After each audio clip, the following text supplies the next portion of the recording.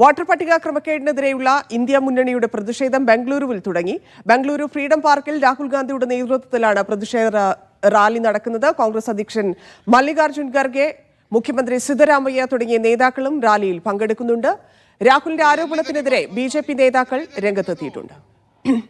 ಏನು ಕೆಂಪು ಕಣ್ಣು ತೋರಿಸ್ತೀನಿ ನಾನು ಚೈನಾಗೆ ಅಂತ ಹೇಳ್ತಾ ನಾವು ಒಪ್ಪೋದಕ್ಕೆ ಸಾಧ್ಯ ಇಲ್ಲ. ನಮ್ಮನ್ನ ನೀವು ನಾಶ ಮಾಡೋದಕ್ಕೆ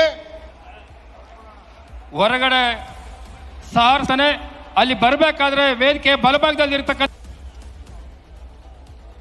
ധനസുബോധ് ചേർന്നു. ധനസുബോധ്, എങ്ങനെയാണ് രാജ്യത്ത് തെരഞ്ഞെടുപ്പ് അട്ടിമറിക്കപ്പെടുന്നത് ഇല്ലെങ്കിൽ വോട്ടുകൾ മോഷ്ടിക്കുന്നത് എന്നതിന്റെ കൃത്യമായ തെളിവ് വെച്ചായിരുന്നു രാഹുൽ ഗാന്ധി ആ കാര്യം ഇല്ലെങ്കിൽ ആ രാഷ്ട്രീയ ബോംബ് അവിടെ പൊട്ടിച്ചിരുന്നത്. അതിനെ തുടർന്നുണ്ടാവുന്ന പ്രതിഷേധത്തിലേക്ക് കാര്യങ്ങൾ കടന്നിരിക്കുന്നു. രാഷ്ട്രീയമായിട്ട് അതെങ്ങനെയായിരിക്കും പ്രതിപക്ഷം, അതായത് ഇന്ത്യ സഖ്യം മുഴുവനായി ഏറ്റെടുക്കുക എന്നുള്ളതൊന്ന്. മറ്റൊന്ന്, ഇതൊരു ക്രിമിനൽ പ്രശ്നമാണ്. ഇതിൽ നിയമപരമായിട്ട് എങ്ങനെയായിരിക്കും കോൺഗ്രസ് മൂവ് ചെയ്യുക? എന്തൊക്കെയാണ് തീരുമാനം? ഒന്നാമത്തെ കാര്യം, ഇന്ത്യ മുന്നണി പൂർണ്ണമായും രാഹുൽ ഗാന്ധിക്ക് ഇപ്പോൾ പിന്തുണ കൊടുക്കുകയാണ്. കാര്യം, നേരത്തെ ആം ആദ്മി ഉൾപ്പെടെയുള്ള പാർട്ടികൾ ഈ അനുഭവം പങ്കുവച്ചെങ്കിൽ പോലും മതിയായ ഒരു പ്രാധാന്യം കിട്ടിയില്ലെന്ന് എന്ന കാര്യമാണ് അവർ പറയുന്നത്. രണ്ടാമത്, ഈ തെരഞ്ഞെടുപ്പ് കമ്മീഷൻ ഈ വാർത്താ സമ്മേളനം നടക്കുമ്പോൾ തന്നെ ഇന്നലെ തന്നെ രാഹുൽ ഗാന്ധിയോട് സത്യവാങ്മൂലം നൽകാൻ ആവശ്യപ്പെട്ടിരുന്നു. പക്ഷെ അതിനുള്ള മറുപടി ഇന്ന് പ്രിയങ്ക ഗാന്ധിയാണ് നൽകിയിരിക്കുന്നത്. പ്രിയങ്ക ഗാന്ധി പറയുന്നത്, ഇത്രയും തെറ്റുകൾ സംഭവിച്ചെന്ന് നിങ്ങൾക്ക് ഉറപ്പുണ്ടെങ്കിൽ എന്തുകൊണ്ട് നിങ്ങൾ ഇക്കാര്യത്തിൽ പരിശോധന നടത്തുന്നില്ല, തെറ്റ് തിരുത്താനുള്ള അന്വേഷണം എന്തുകൊണ്ട് നടത്തുന്നില്ല? ഒരു സത്യവാങ്മൂലം കിട്ടിയാൽ മാത്രമാണോ നിങ്ങൾക്ക് ഇത്തരത്തിലുള്ള അന്വേഷണം നടത്താൻ കഴിയുക എന്നുള്ളൊരു കാര്യമാണ് ചോദിച്ചിരിക്കുന്നത്. ഇതുകൂടാതെ മറ്റൊരു വിഷയം ഇപ്പോൾ വന്നിരിക്കുന്നത്, ആദിത്യ ശ്രീവാസ്തവ എന്ന് പറയുന്ന വ്യക്തിക്ക് 4 സംസ്ഥാനങ്ങളിലായി വോട്ടുണ്ട് എന്ന് പറഞ്ഞിരുന്നു തെരഞ്ഞെടുപ്പ് കമ്മീഷൻ. ഇതിൽ ഫാക്ട് ചെക്ക് നടത്തിയതിനു ശേഷം അദ്ദേഹത്തിന് ലക്നൌവിൽ വോട്ട് ഇല്ല, ഈ മറിച്ച് ഉള്ളൊരു പ്രചരണം തെറ്റാണ് എന്നുള്ളൊരു കാര്യം പറഞ്ഞിരുന്നു. പക്ഷേ പാർട്ടിന്റെ സഹസ്ഥാപകൻ ഇപ്പോൾ സുബൈർ ഇപ്പോൾ അക്കാര്യം തിരുത്തിക്കൊണ്ട് തന്നെ അദ്ദേഹത്തിന് അവിടെ വോട്ടുണ്ടായ കാര്യം തന്നെയാണ് എടുത്തു പറയുന്നത്. ഇതൊരു രാഷ്ട്രീയ പ്രശ്നമായി തന്നെ, നിയമപ്രശ്നം എന്നുള്ള ഉപരി രാഷ്ട്രീയ പ്രശ്നമായിട്ട് തന്നെ ഉയർത്തിക്കാട്ടാനാണ് കോൺഗ്രസും ഇന്ത്യ മുന്നണിയും തീരുമാനിച്ചിരിക്കുന്നത്. ഈ തിങ്കളാഴ്ചയാണ് കേന്ദ്ര തെരഞ്ഞെടുപ്പ് കമ്മീഷന്റെ ആസ്ഥാനത്തേക്കുള്ള മാർച്ച് നടക്കുന്നത്. അതിനുശേഷം ബീഹാറിൽ രാഹുൽ ഗാന്ധിയും തേജസ്വി യാദവും ഒരുമിച്ച് ചേർന്ന് നടത്തുന്ന പദയാത്രകളും ജനസഭകളുമുണ്ട്.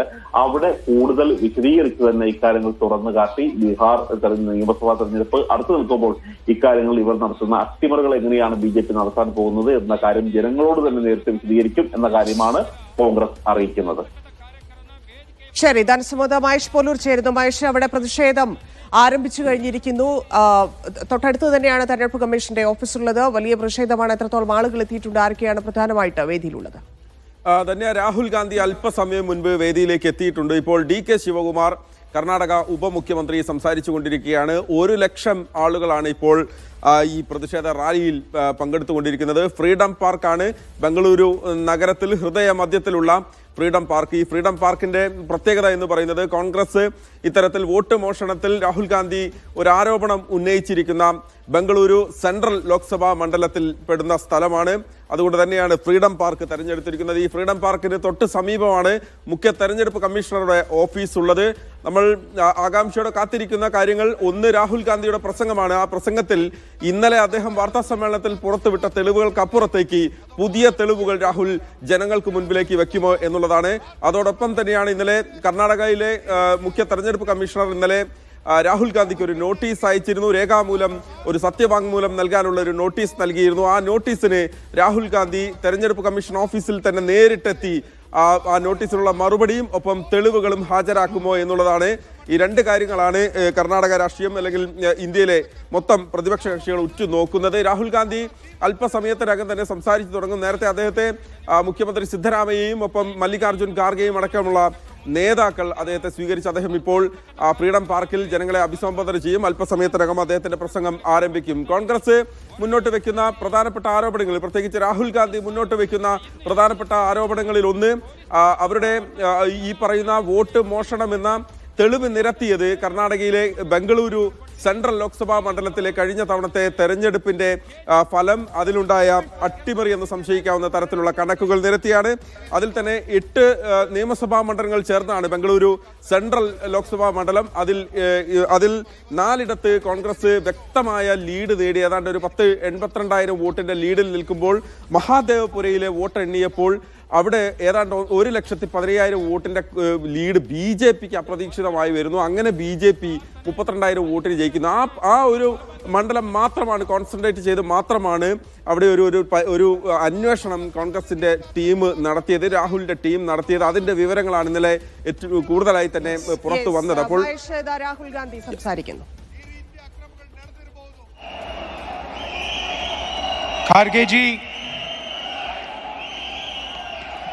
केसी वेणुगोपाल जी, रणदीप सुरजेवाला जी, सिद्धरमैया जी, DK शिवकुमार जी, स्टेज पे सीनियर लीडर्स, हमारे पार्टी के सब कार्यकर्ता, मीडिया के हमारे मित्र, आप सबका यहाँ बहुत बहुत स्वागत, नमस्कार.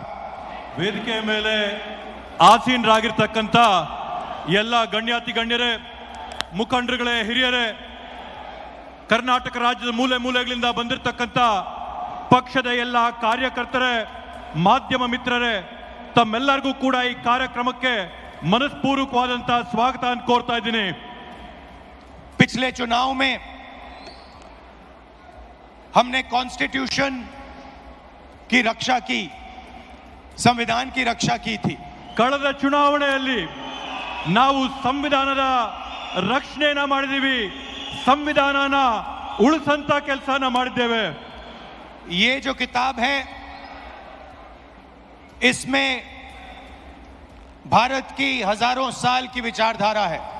ಈ ಒಂದು ಪವಿತ್ರವಾದಂತ ಪುಸ್ತಕ ಏನಿದೆ, ಈ ಪವಿತ್ರವಾದಂತ ಗ್ರಂಥದಲ್ಲಿ ಭಾರತ ದೇಶದ ಸಾವಿರಾರು ವರ್ಷಗಳ ಇತಿಹಾಸ ಅಡಗಿದೆ. इसमें महात्मा गांधी, अंबेडकर जी, जवाहरलाल नेहरू, सरदार पटेल की आवाज गूंजती है. ಈ ಒಂದು ಪವಿತ್ರವಾದ ಗ್ರಂಥದಲ್ಲಿ ಮಹಾತ್ಮ ಗಾಂಧೀಜಿ ಅವರು, ಬಾಬಾ ಸಾಹೇಬ್ ಅಂಬೇಡ್ಕರ್ ಅವರು, ಜವಾಹರ್ಲಾಲ್ ನೆಹರೂಜಿ ಅವರು, ಸರ್ದಾರ್ ವಲ್ಲಭಭಾಯಿ ಪಟೇಲ್ ಅವರ ಧ್ವನಿ ಇದರಲ್ಲಿ ನಮಗೆ ಕೇಳಿ ಬರ್ತಾ ಇದೆ. मगर इस किताब में बसवना जी, नारायण गुरु, फूले जी, इनकी भी आवाज गूंजती है. ಹಾಗೇನೆ ಈ ಒಂದು ಗ್ರಂಥದಲ್ಲಿ ಬಸವಣ್ಣ ಅವರ ಧ್ವನಿ, ಫುಲೆ ಅವರ ಧ್ವನಿ, ಎಲ್ಲರ ಧ್ವನಿ ಕೂಡ ಕೇಳಿ ಬರ್ತಾ ಇದೆ. और इसकी नींव, इसका foundation, one man one vote. ಈ ಒಂದು ಪುಸ್ತಕದ ಮೂಲಭೂತ ಅಡಿಪಾಯ ಏನಂತಂದ್ರೆ ಒಬ್ಬ ಮನುಷ್ಯನಿಗೆ ಒಂದೇ ಮತ ಅನ್ನಂತದ್ದು ಅದರ ಅಡಿಪಾಯ. हर हिंदुस्तानी नागरिक को